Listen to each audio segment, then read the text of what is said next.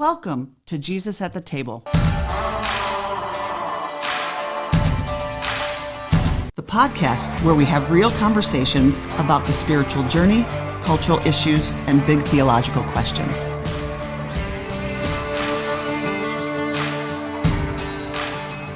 Well, welcome everyone to Jesus at the Table, the podcast where we talk about all kinds of things, and I am here with my co-host, Leslie Zarita, and we are going to jump right back into our conversation about how American Christianity became such a political mess. Yes, we are. And apparently, what I said at the beginning of last week's podcast, that this is the podcast where truly no topic is off limits. We dove right into that space last week because at the end of last week's episode, I brought up the fact that the marriage of Christianity and politics, or the marriage of God and country, or God and state, have really played out strongly in recent years. And then you brought up January 6th of 2021 and the fact that we saw Christians marching on the Capitol along with neo-Nazis and white supremacists. So why don't you explain that? I wondered about that myself a lot after it happened. Like, how do we explain that? And here's the thing. I don't think that most of those Christians were racist. So if somebody's listening to this and they think, oh, you're calling all these people racist because they were with neo-Nazis and white supremacists, I don't think all those Christians were racist. But I think that they have so bought into this idea of Christian America, right, the marriage of God and the state, as the highest end, that it must be pursued at all costs. And so the means end up justifying the ends of reclaiming their country, right? In other words, like, whatever we have to do to reclaim our country for God, whatever we have to do, we're going to do it. Even if that means we're making common cause with people who represent everything that is the opposite of the Sermon on the Mount, right? And Jesus' own teaching about the equality and dignity of all people, right? Right. So, right. And I think for a lot of people, there was such an element of fear of what's going to happen to our country, and that fear was fed, and that fear was stoked. Yeah. And I think that's what we saw. You referenced there, people not necessarily, being racist or having a specific ideology that associated with the white supremacists or the neo-Nazis driving them, but there was definitely that fear component. Yeah, and this is what I was saying last week about allegiance confusion, right? If I say this is the highest end and whatever it takes, we have to get to this end, then all the other stuff that's part of following Jesus somehow gets pushed down the ladder. It's lower, it's less important because we have to do this thing. Right. And you've talked a lot about the danger of aligning Christianity with a specific political party or a specific leader. Is that about the political left or the political right or everybody or nobody, or what exactly? Well, you can marry Christianity to any brand of politics. And if you look at the history of nations, there are times Christianity, in the history of Christianity, there are times Christianity has been married to the political left and times it's been married to the political right. So it can go either way. But in our culture in recent years, the marriage has been to the political right, and that is inarguable. Just ask any observant non-Christian, anybody who's really watching the movements of culture out there, and they know, go talk to them, they know which side Christianity is visibly married to, which political side Christianity is visibly married to in this moment in our culture. And as I said last time, that courtship has been across at least a 60-year period. Right. So what happens when we align Christianity with one party or a leader? Well, several things happen. For one thing, we stop being discerning because what we're saying is, when we say Christianity is all with the right or the Republicans, or if we said Christianity is all with the left and the Democrats or some other party that's yet to become a strong force, when we do that, what we end up thinking and buying into is that all the good, hence all the God represented views, are over on this side, and all the evil and all the things opposed to God are over on this other political side. And so then we don't need to discern anymore because we say, oh, that's God's side. But that's very, very dangerous because politicians and parties have ulterior motives. Right. It's very dangerous to say, oh, I just parked it all over there with them. So you'll stop being discerning. And then the second thing is that it makes it easy for us to get played. And I know, oh my gosh, I just know how that hurts us to hear that as Christians. And I'm there's a part of me that's cringing at my own voice at this moment because I don't want to offend anybody. But Ronald Reagan was the first modern president who figured out that he could play to the Christian base and get that voting block, and it would increase his political chances and his political power. And frankly, Donald Trump has done it really, really well. Now, can it be done by someone on the left? Of course it can, but that isn't what we've seen in recent history. Donald Trump is the recent example. So to the point that there are all these Christian ideas about Donald Trump, that Donald Trump is the chosen one of God. I mean, I've heard this preached by Christian preachers and, quote, prophets all over the country. Donald Trump is the chosen one of God. He's the one that God has raised up to save Christian America. And so all this, so you just have to recognize you're attaching Christianity to this political leader in this incredibly powerful way. And so you hear Christians all the time talk about how he's a Christian and he's a committed follower of Jesus, but just listen to his responses. And I'm not trying to be mean, but listen to his responses when he gets asked about his faith or about the Bible. He doesn't actually know anything about the Christian faith or the Bible or Jesus. And honestly, I've watched interview after interview where he's been asked about his faith. What he usually does is changes the topic because he doesn't really have anything to say about that. So, and then the third thing that happens when we align Christianity with a party or its leaders is that we get tempted to rationalize the immoral or unhealthy words and actions from our preferred leaders. And again, that could be any leader. But for example, we have a well-documented litany of statements from Donald Trump that are either racially prejudiced or that are sympathetic to racist groups. And I have listened to Christians justify all of these or dismiss all of these and say, oh, no. Oh, no. He didn't mean that. He didn't say that. He didn't, but ask yourself this question. And again, I'm not trying to be whatever. Why is Donald Trump far and away the most popular modern president with white supremacist groups in the United States? Why do you think that is? There's a reason. It's because they caught those signals. So, or just last week, as he's facing all these indictments, he posted a video where he says, don't F around with us. I'm not going to say the word, but he says, don't F around with us. If you do, we will do things to you that have never been done before. How do you hear that? Right. As a Christian, that is the threat of something violent. I don't know what, not inside his head, but that's the threat of something violent. And whatever you do with that as a Christian, don't justify it, right? And I would say the exact same thing if we were talking about a Democratic politician or a politician of any other stripe or flavor. I would say the exact same thing. Is I would say that from a vantage point of how human beings treat each other and from the vantage point of who we hold up. As leaders, we tell our children, grow up and be like the President of the United States. Well, that's problematic, for us. And we just need to be able to say, so here it is. If I haven't given all my allegiance to one party or leader, I can still say, I prefer this leader, but that's problematic. Right. But if I've given all my allegiance, I don't want to say it's problematic because everything there has to be the good side. Right. So. Right. Well, and a lot of people who might be listening will say, you're just more progressive. You're just left-leaning.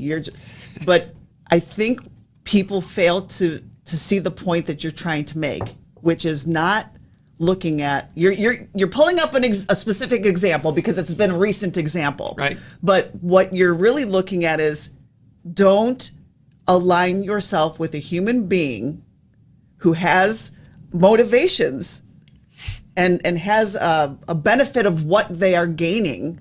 Yeah. And instead put Jesus there and that, because that's what you're called to do as a Christian, not say this person, this party, this cause, this whatever has to be at the center. No, Yeah. Christ needs to be at the Right. center. And so we've said, yes, exactly. Thank you, Leslie. Exactly.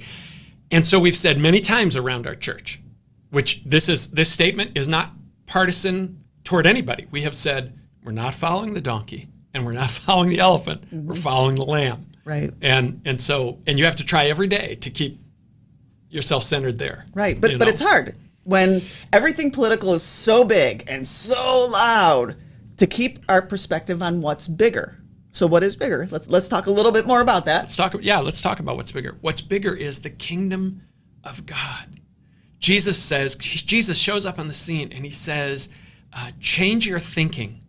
The kingdom of the heavens has drawn near, right? There's, and we call this he says, change your thinking. In one place he says, in Mark, I think, and believe in the good news of the kingdom, right? That word good news is the Greek word euangelion. It means the gospel, the good news. When we say gospel, that's what it means, the good news. And we always say around here at LifeSpring, it's the good news that there is, because of God and because of God coming to us in Christ and all he's done for us in Christ, that there is a new way to see and to be and to live. And that's been modeled to us by Jesus. And it doesn't look like the fear that's in the world. Think of all the fear in politics, right? It doesn't look like the fear that's in the world or like the power that the world loves and the world yields. It comes from love and it leads to love. And that's what we Christians call salvation. So. Yeah, far different perspective. I guess let me ask you this one. With all of this that we're talking about, and you've started to kind of go specifically into a different direction, does the Bible wade into the political waters at all and give us any guidance? It does, and it's interesting because I think maybe we've thought the Bible doesn't have anything political to say, and that has left a vacuum where we could take these modern ideas Christians have about politics, like marrying God and the state, or marrying God and Jesus and a political party, and we could say, oh, this must be the Christian way.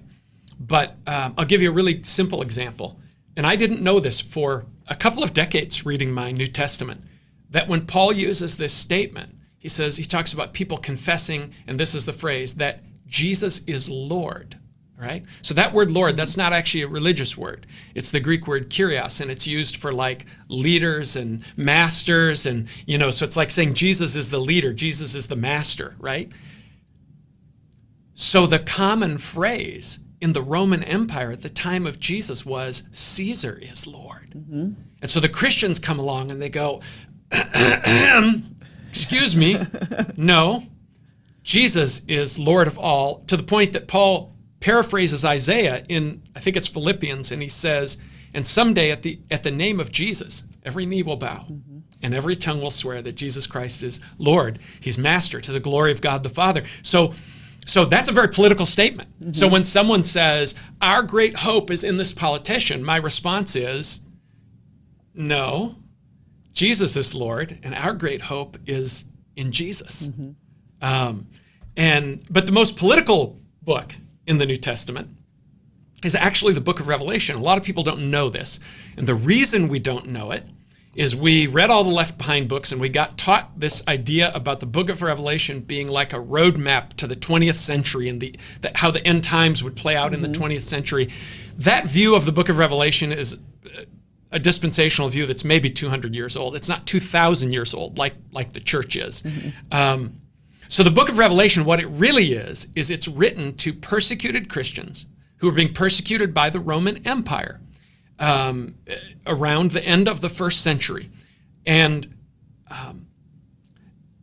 what it really is it's a reminder that God is saving the world in an unexpected way. And so John the Revelator, who writes this book, is writing to the Christians saying, don't give up your faith. It is hard and you're being persecuted, but don't give up, because God is going to save the world. He's going to bring the world out of this darkness, but he's not doing it in the way that the world works, with all this violence and power. So he's reminding his readers that the rulers and powers of the world can't save humanity, and that they don't have an ultimate claim to authority in the world. That goes back to Jesus is Lord. Jesus has all authority has been given to me, Jesus says, in heaven and on earth. And so when you read the book of Revelation and you read about Babylon the Great, that's the Roman Empire. But theologically, we would say that Babylon the Great is every empire. It's every superpower. It's every superpower that says it's going to save or dominate the world, and it's going to do it by force. And when Babylon in the book of Revelation finally falls, we hear the voice crying, "Fallen, fallen is Babylon the Great." Said it was the greatest thing ever. Look at the history of the world. Superpowers have come. There's no Roman Empire anymore, is there? And superpowers have gone.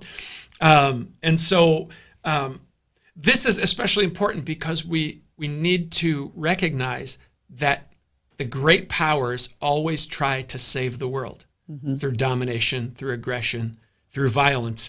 And we see more Christians today buying into the idea that for God's work to be done in the world, we might have to embrace violence. For God to save America, we Christians might have to get violent for God to save America. I've heard people say that. We've heard people say that, right? And so you go, wait a minute. First of all, let's back up. Is that the mission? Is that the mission, right? For God to save America? And is that the way that God works? That God, and depending on how we read our Bible, we might convince ourselves that that's the way God's going to get his work done, is through violence. And yet Jesus says to Peter, put away your sword. Yep. Those who live by the sword will die by the sword. So, but one of the things that comes across loudest in the book of Revelation is God is not saving the world through violence. There's this profound scene in Revelation chapter 5 where there's this scroll that has been brought to the throne room of God.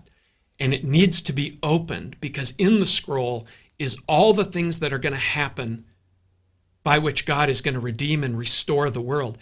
And John writes, but no one was found worthy to open the scroll. Who's going to unlock this salvation of the world? Who is it? And John says, I wept and I wept because no one was found who could open the scroll. And then he says, and then I turned and I beheld a lamb on the throne, looking as if it had been slain. This is God's way of saying through John, I'm saving the world through self-sacrificial love. Not through more violence, not through the way Babylon or any other empire, wields the sword.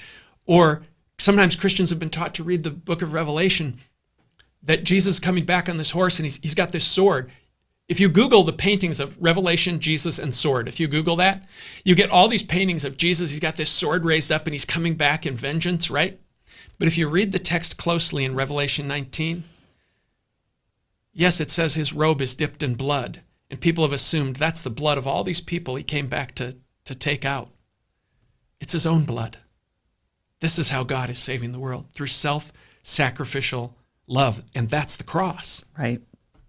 Right. So we're almost out of time. So let me just say, I think it's important for us to kind of point out that what we haven't said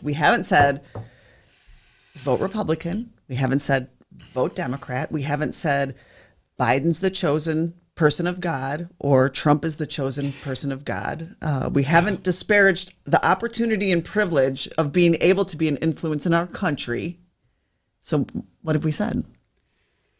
What I'm saying is, let's be Jesus people in the middle of this mess. But to do that, you're going to have to wrestle with some questions. Do you believe in Christian nationalism? Do you believe you can marry Jesus to a state? I'm pausing for dramatic effect. Like, do you believe that you can marry Jesus to a state? And you have to work through some questions. But I think if we understand how God is saving the world, what it looks like to follow Jesus, then we can say, let's be Jesus people in the middle of all this, and let's think deeply about what the good news really is and the extent to which we can or cannot identify it with a nation or its politics. Yeah. So have you personally been surprised at how strongly Christians in this time have identified Christianity with one party and absolutely refused to accept almost any criticism or any conversation about that party or its leaders. And again, I'm talking about on both sides. Yeah. I'm not saying, only Republicans, only Democrats, because I have sat back and watched the fray. Yeah. And the fighting and people lobbying, the grenades at each other. Have you been surprised at that? Yeah. Just to pick up on what you said there, you can just as easily say, I'm a Christian and therefore I have allegiance to Donald Trump. And you can just as easily say, I'm a Christian and therefore I hate Donald Trump. Mm-hmm. Neither one of those are a Jesus perspective. Right? I mean, Jesus called me to love my enemies. But to answer your question, I have been surprised by it. It's made me sad. It's also made me scared. I've been caught in the fray of that a little bit as a pastor with Christians doing different, reacting to politics in different ways. But I think several things.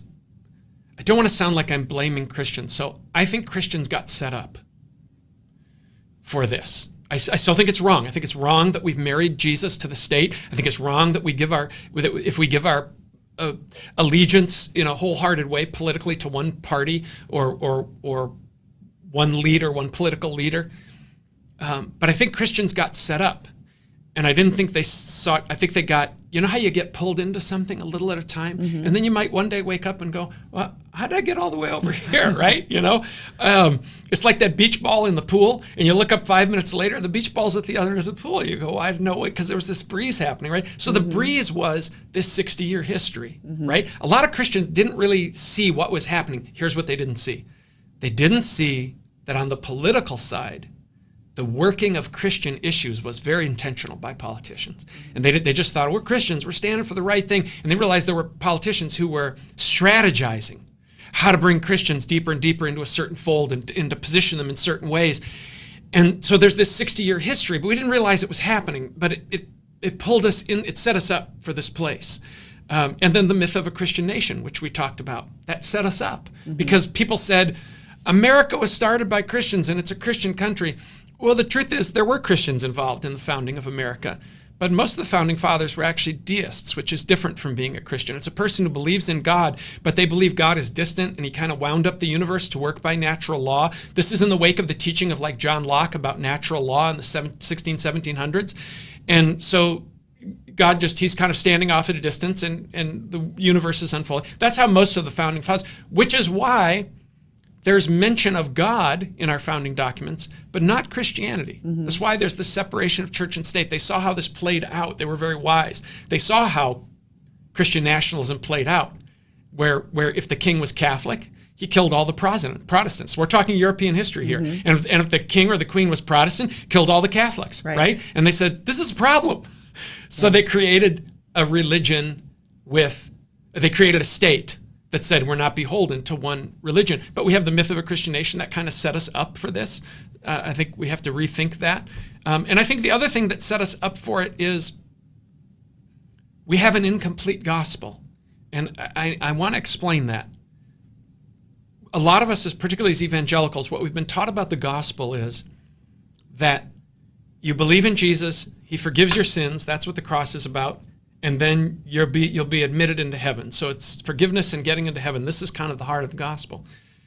But if we listen to Jesus and even read the letters of the New Testament, Paul's letters, Peter's letters, John's letters, carefully, what we'll discover is the heart of the gospel is what God says actually at the end of the book of Revelation. Behold, I make all things new. God is making all things new. This is the heart of the gospel. He's restoring us as human beings. And part of that restoration is a restoration to goodness. So we, as evangelicals, we said, we're forgiven, we're going to heaven. We didn't talk a lot about goodness. And so then when politicians show up and they display a lot of not goodness, we have an easier time with it. We have an easier time justifying it and rationalizing it because that's not really where we haven't seen the gospel framed in that way of restoring all things to their good place. So, I just think it's That's why we can't give ourselves to one party and lead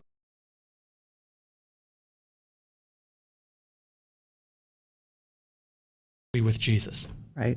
So, Though, and I'm going to say this, I'm going to be completely transparent right now. You know that there might be somebody who's listening who says, you're just bashing the right and you believe in the left and in liberals. What would you say to that? And I know you, so I know where your heart is, and I know what you're trying to get to in this podcast.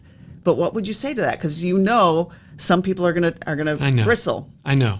And I think I would say that it actually illustrates, if someone says that, it actually illustrates the crisis of where we are in the church with the question of politics. Because I can try to talk, and I've had this experience also in our church community, I can try to talk about the underlying questions involved in allegiance to Jesus and what is the gospel and how is God really working in the world, right?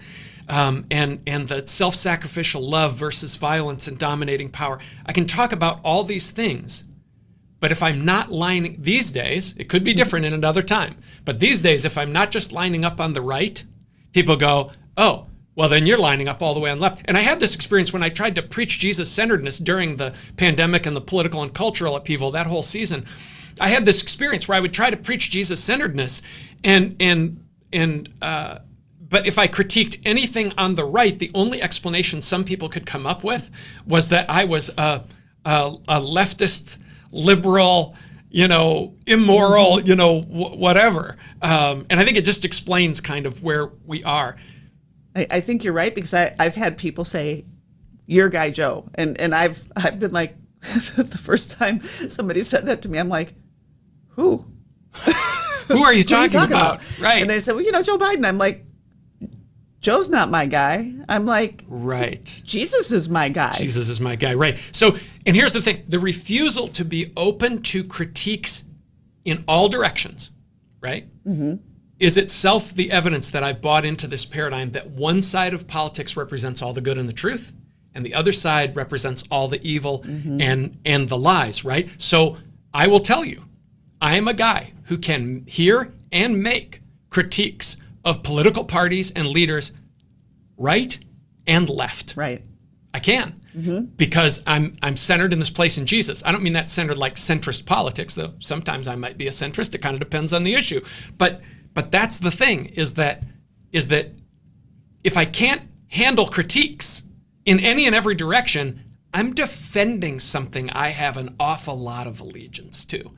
And whatever direction that is, that kind of shows, what I've done. When someone makes a valid critique, even of the party or leader that I prefer, our response as people who supposedly love the truth should be, hey, that's a good point. I'll have to think about that, and I'll have to look into that some more, and right? It's like we almost feel like if someone, these days, it's like if someone criticizes what you think of as your party or leader, it's like the instant defense. Right. And you're like, why can't we just say, well, I'm trying to follow Jesus and goodness and truth, and so I didn't know that, or I hadn't thought about it that way. So yeah, I'll think about that. I'll reflect on that. Maybe try to learn a little bit more. Yeah, and I think that's something that's really been lacking is conversation and communication. Because people do get their dander up and they're like, oh no, we're not talking now. And I've done this myself, where I had somebody say to me, we need to talk about this. I'm like, we absolutely do not need to talk about this. But it was different because it was a combative, we need to talk about this. Right. Not let's have a conversation. We were just talking the other night with some folks, and we were talking about the fact that there are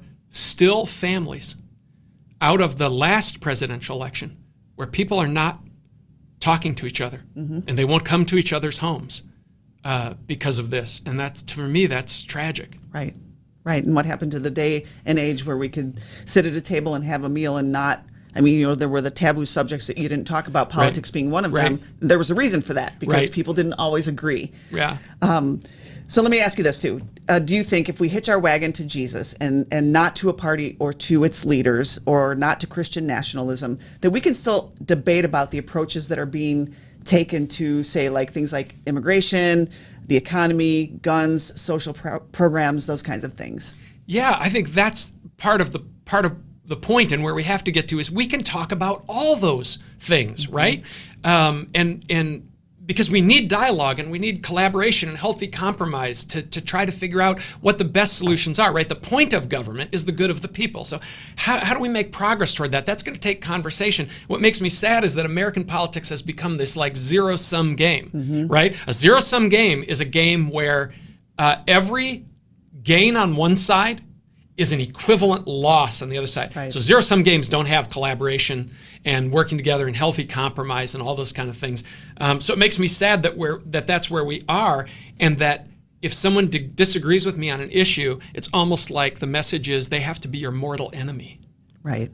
And we're not going to get anywhere. No. With that. You never get anywhere Yeah. when it's a us versus them. Yeah. Never. Yeah. So, which to me seems like all the more reason why, as Christians, that we need to go into the next political season as Jesus people. yeah. You know, not as and not saying that you can't have a leaning in politics, but put Jesus there. Wouldn't it be amazing? I'm not going to say this is going to happen with Christians across our culture. That may be too optimistic. But wouldn't it be amazing if a whole bunch of the Christians we knew, or a whole bunch of the Christians who are watching this podcast, right? Wouldn't it be amazing if those people went into the next presidential election cycle saying, I am holding firmly to Jesus, and I'm going to look for the good on both sides, and I'm willing to see the bad on both sides. And yes, I might have to make a decision about who to vote to, but I am doing this rooted in the teaching and the heart of Jesus. Right. That's not where we went last time. No. It would be amazing. Mostly we didn't. Right. It would be amazing. It would be. Well, Fran, thanks for the history and the perspective. And I'm going to just say this. There's probably some people who are going to come out of this podcast who disagree with you or are uncomfortable with certain things that you've said today. But I know that you're trying to help people grab onto a Jesus-like and Jesus-centered perspective on all of these things. Yeah. So I thank you for that. And to all of you out there, thank you so much for listening. We're incredibly grateful that you're part of this podcast, and we hope that you're finding good things as you listen and join us on our weekly podcast together. Yeah. Thanks, Leslie. This was hard work, these 2 episodes. And I hope you're listening with an open mind. And hey, before you go, wherever you're listening or watching, would you like us and subscribe to this so that more people can find that? If you're listening somewhere where there's reviews, you can do a rating or a review of us. And if you would like to know more about us, or you would like to join our email list, which would be awesome, you can do that at our website, which is JesusAtTheTable.com. And we'll see you next time for more conversation with Jesus at the Table.